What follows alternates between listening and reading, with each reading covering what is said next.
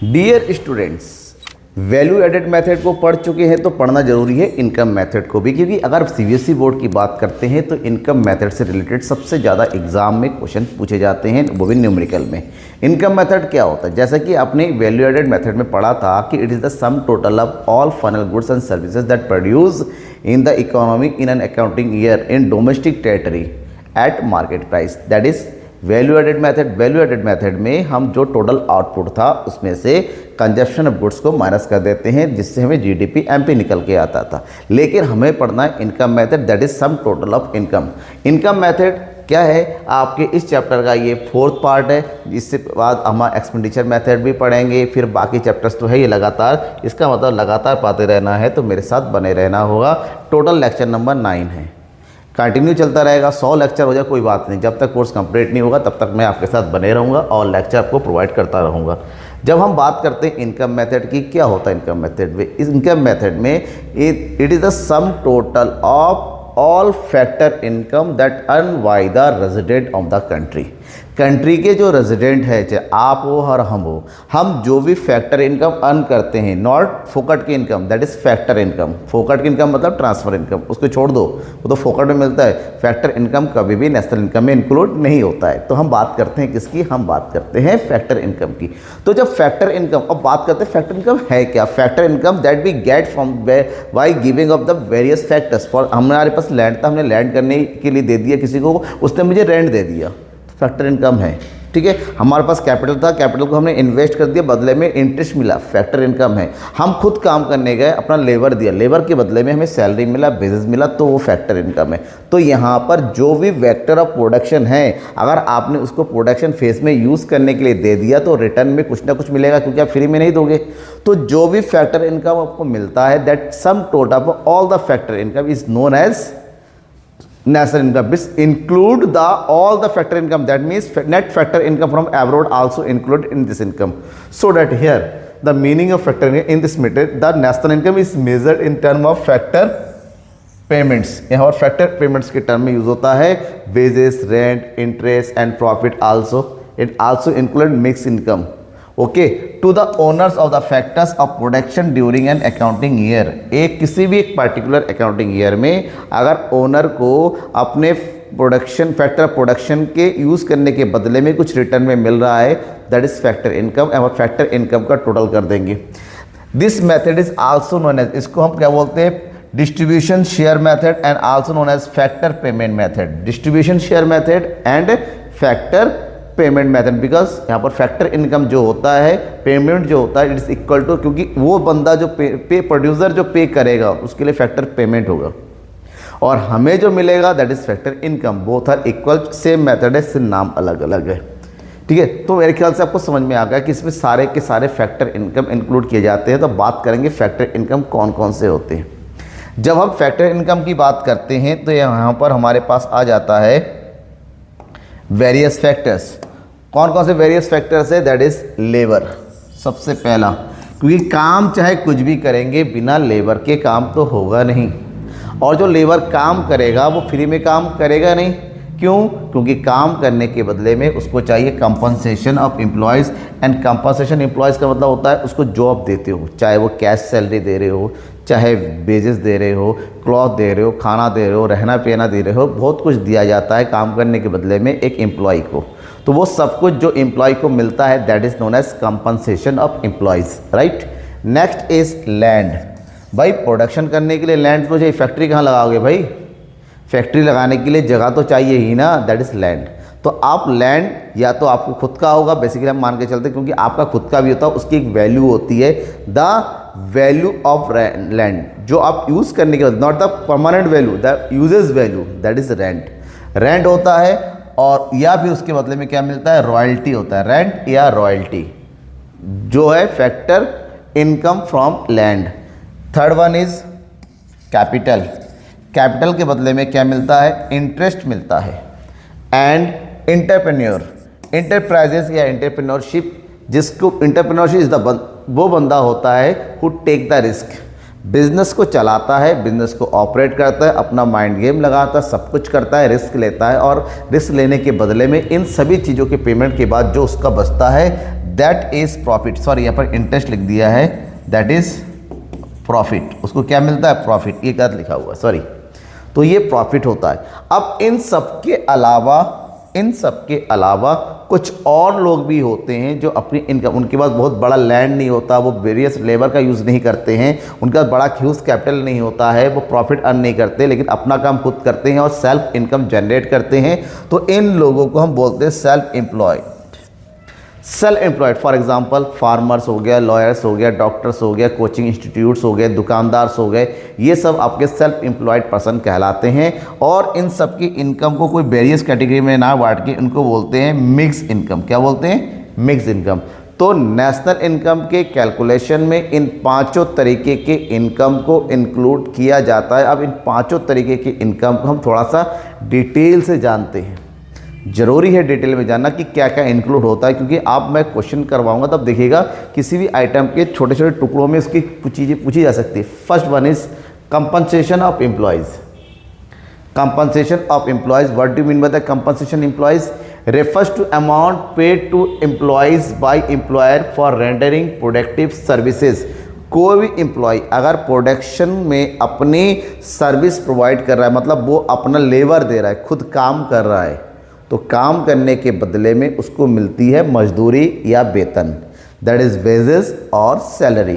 तो काम करने के बदले में उसको जो कुछ भी मिल रहा है, इवन कैश के अलावा भी बहुत सारी चीज़ें मिलती है, मटेरियल पेमेंट भी होता है, उन सभी चीज़ों को हम यहाँ पर इंक्लूड करते हैं। So this all things are known as compensation of employees. मतलब एम्प्लॉय काम कर रहा है और काम करने के बदले में उसको मिल रहा है, और बदले में जो भी मिले, समझ रहे हैं ना?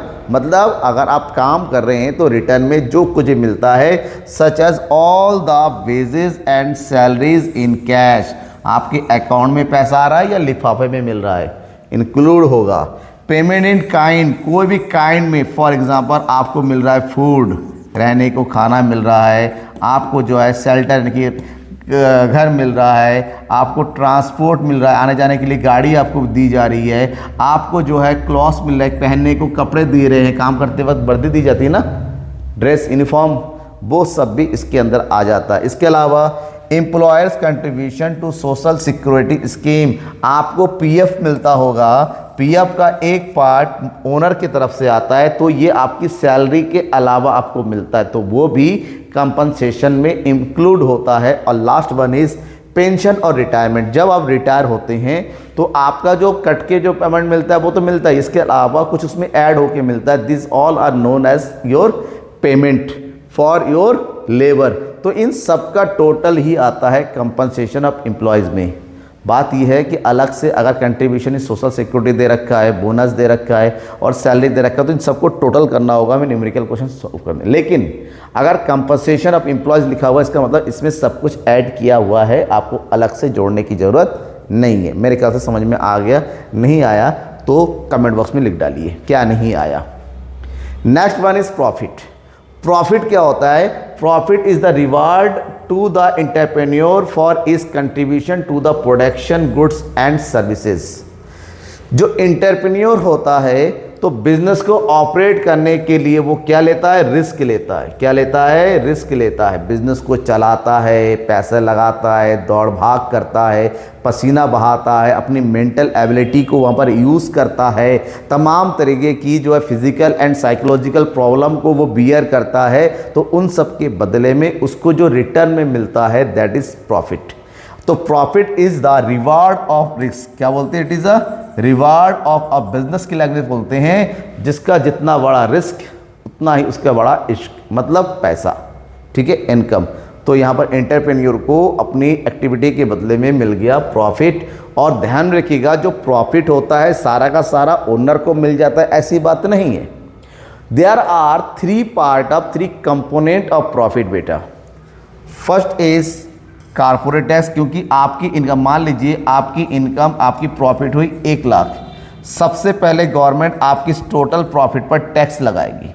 तो मान लीजिए टैक्स हो रहा है 20%, तो इसका मतलब 1 लाख का 20% चला गया टैक्स, आपके कुछ शेयर होल्डर्स है, आप कुछ लोग शेयर होल्डर है, ओनर वगैरह है, आपने अपने लोगों के बीच में बाकी बांट दिया 50,000 रुपीज़, और आप लोग सोचते हैं कुछ ना कुछ पैसा तो रिजर्व होना ही चाहिए जो नहीं बांटा जाने की 30,000 रुपीज़।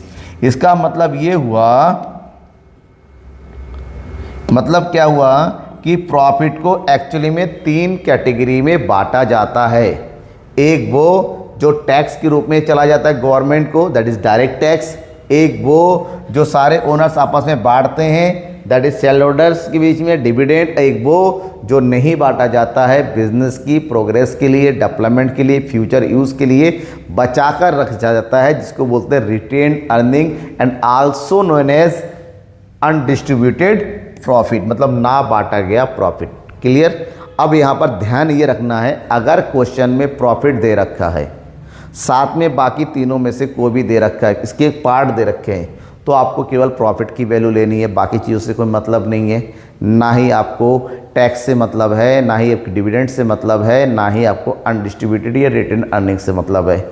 लेकिन अगर प्रॉफिट नहीं गिवन है और ये तीनों दे रखा है या कोई सा भी दे रखा है, तो उसको इंक्लूड करना है to estimation of national income. Okay, next one is operating surplus. Operating surplus is the income from property and entrepreneurship. कोई भी ओनर अपने बिजनेस को चलाने के लिए बेसिकली ये मान के चला जाता है कि जो प्रॉपर्टी यूज़ करता है वो खुद का होता है। 90% केस में तो खुद का होता है, जहाँ पर वो खुद परचेज करता है, अपना पैसा इन्वेस्ट करता है, अपनी ज़मीन का यूज़ करता है। तो जब उसकी प्रॉपर्टी यूज़ होती है और वो अपना एंटरप्रेन्योरशिप यूज़ करता है, तो इन दोनों से जो भी उसको रिटर्न में मिलता है, this all return is known as, sum total of this return is known as operating surplus. मतलब बिजनेस को ऑपरेट करते हुए आपने जो कुछ भी लगाया उसके बदले में मिला गया रिटर्न। और operating surplus is the sum total of rent, profit and interest. Rent, profit and interest. Rent जो लैंड के बदले में मिलता है, प्रॉफिट जो एंटरप्रेन्योरशिप के बदले में मिलता है, और इंटरेस्ट जो कैपिटल के बदले में। आप खुद को पता है कि ये तीनों ही चीज़ें ओनर का बेसिकली खुद का होता है। So this is known as operating surplus. अब ध्यान क्या रखना है, ऑपरेटिंग सरप्लस भी गिवन है क्वेश्चन में, रेंट भी गिवन है या प्रॉफिट भी गिवन है, तो भैया केवल ऑपरेटिंग सरप्लस की वैल्यू को लीजिए, बाकी सबको छोड़ दीजिए। ठीक है, क्योंकि ऑपरेटिंग सरप्लस इन तीनों का सम टोटल है। आप ऑपरेटिंग सरप्लस भी लेंगे, बाकी चीज़ें भी लेंगे, तो वो गलत हो जाएगा। Next is mixed income. What is mixed income? मैंने अभी थोड़ी देर पहले इसके बारे में एक्सप्लेन किया। मिक्स्ड इनकम क्या होता है? That is generated from the various own account workers, that is self employed workers. वो लोग जो अपनी ज़मीन पे खुद काम करते हैं, बहुत बड़ी प्रॉपर्टी नहीं होता है, बहुत बड़ा लेबर यूज़ नहीं करते हैं, बहुत बड़ा कैपिटल यूज़ नहीं करते हैं, लेकिन अर्न करते हैं। तो इन सब की इनकम के टोटल को मिक्स इनकम के नाम से जाना जाता है। That is income from farmers, income from barbers, income from shopkeepers, income from retail traders, etcetera etcetera etcetera, जो अपनी इनकम को खुद अर्न करते हैं। दिस सम टोटल को ही मिक्स्ड इनकम के नाम से जाना जाता है। ओके, जब वेरियस आइटम आपने समझ लिया, अब हम ये समझना पड़ेगा कि how to estimate national income. हमें कंपोनेंट समझ में आ गया, लेकिन एस्टिमेट जब करते हैं बेसिकली इसमें दो है। सबसे पहले सम total of all factor income. First step is estimation of domestic income, that is NDPFC। क्योंकि हम यहाँ पर नेशनल इनकम कैलकुलेट कर रहे हैं बाई इनकम मेथड, और आपको पता होना चाहिए इनकम में कभी भी डेप्रिसिएशन नहीं लगता, इनकम में इनडायरेक्ट टैक्स नहीं लगता, इनकम में डायरेक्ट टैक्स लगता है। वो फिलहाल यहाँ पर हम इंक्लूड नहीं करेंगे। ठीक है, तो जब इसमें इनडायरेक्ट टैक्स नहीं लगता है, इनकम को सब्सिडी नहीं दी जाती है, ठीक है, इसमें डेप्रिसिएशन नहीं लगता है, तो हमेशा इनकम मेथड का सम टोटल NDPFC यानी कि डोमेस्टिक इनकम ही होगा बेटा। In the sum total of all factor income in gives always and always domestic income. सो यहाँ पर जब हम डोमेस्टिक इनकम की बात करते हैं that is NDPFC equal to rent plus interest plus profit plus compensation of employees plus mix income. इन 5 income को ऐड करेंगे तो NDPFC आ जाएगा।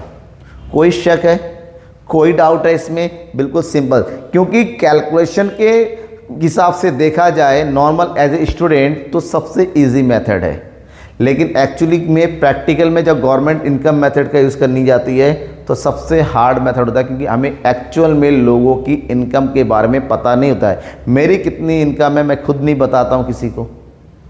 आपकी इनकम रियल, आपके मम्मी पापा आपके रियल इनकम नहीं बताते होंगे। जो सैलरी पेड है वो अलग मैटर है, लेकिन जो दूसरे इनकम जैसे बिजनेसमैन वाले कभी भी अपनी रियल इनकम को नहीं बताते बिकॉज वो अपने टैक्स छुपाते हैं। तो रियल इनकम मेथड का यूज़ करना बड़ा मुश्किल होता है क्योंकि इनकम पता नहीं होता है।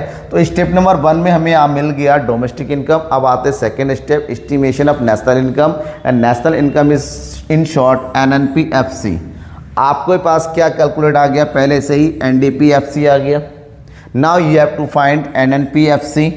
तो to convert NDPFC into NNPFC you have to add only net factor income from abroad, that is NFIA। in short add करिए that is NDPFC plus NFIA, that gives your national income और NNPFC। बस simple सा फंडा है, simple सा formula है। सबसे पहले NDPFC निकालिए, फिर डायरेक्ट NNPFC निकालिए। अब क्या डायरेक्ट नहीं कर सकते? एक फार्मूला नहीं हो सकता? बिल्कुल हो सकता है एक फार्मूला। यहाँ पर एक फार्मूला लिखिए, NNPFC equal to rent plus interest plus profit plus wages और salary plus mix income plus NFIA। ठीक है, 6 आइटम को ऐड करना है तो NNPFC जगह। लेकिन बात यह है कि हर बार NNPFC नहीं पूछा जाता है। GNP पूछा जा सकता है, GDP पूछा सकता है, NNP पूछा सकता है, कुछ भी पूछा जा सकता है। तो सबसे पहले बेसिक फार्मूला अप्लाई करना जरूरी है ताकि हम बाकी चीज़ें इजीली कैलकुलेट कर सकें। For example we have an example, there is example from the following data calculate national income, and this the example of CBSE 2008 में ये क्वेश्चन आ चुका था। अब यहाँ पर हमारे पास गिवन क्या क्या है? We have compensation of employees that is 800, we have rent that is 200, we have wages and salary 750, we have net export and -30। And आपको पता होना चाहिए इनकम मेथड में मैंने एक्सपोर्ट का जिक्र नहीं किया, तो इनकम मेथड में एक्सपोर्ट नहीं आएगा, हटा दो। जो फार्मूले में नहीं बताया गया है, जो इनकम के अकॉर्डिंग नहीं आता है, उसको ऑटोमेटिक हटा दिया जाता है। Net factor income from abroad that is -20, shortcut में बोलते हैं NFIA। प्रॉफिट इज गिवन है 300, interest given 100 and depreciation is given 50,000 and you have to find national income. National income calculate करने के लिए या तो डायरेक्ट कैलकुलेट कर डालो या फिर 2 मेथड्स यूज़ करो, आपको जो अच्छा लगता है। मुझे अच्छा लगता है कि दोनों का यूज़ अलग अलग करो। पहले NDPFC निकालो फिर नेशनल इनकम निकालो। कैसे करेंगे वो देखिए। सो यार we have to find at first NDPFC। For NDPFC you have to add it compensation of employees plus rent plus profit plus